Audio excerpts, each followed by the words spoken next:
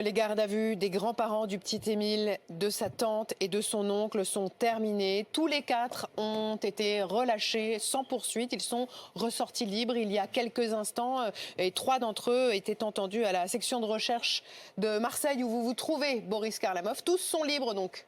Oui, absolument. Et concrètement, cela veut dire qu'aucune charge n'a été retenue contre toutes ces personnes placées en garde à vue depuis un peu moins de 48 heures. C'est au milieu de la nuit que le magistrat instructeur a donc décidé de lever ces quatre gardes à vue. Il y a tout d'abord la garde à vue de l'une des tantes du petit Émile qui était auditionnée dans une gendarmerie de Roquevert. Et puis ici, à la section de recherche de Marseille, c'était les grands-parents du petit Émile, Anne Vedovini et son époux Philippe Vedovini qui avaient donc été auditionnés.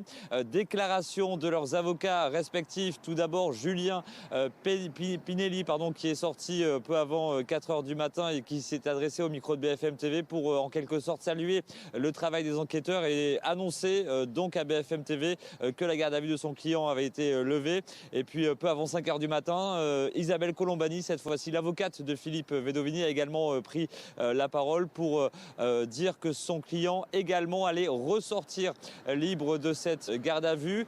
Information BFM TV, la quatrième garde à vue, celle qui concerne l'un des oncles du petit Émile, également a été levée. Aucune charge retenue contre ces quatre personnes.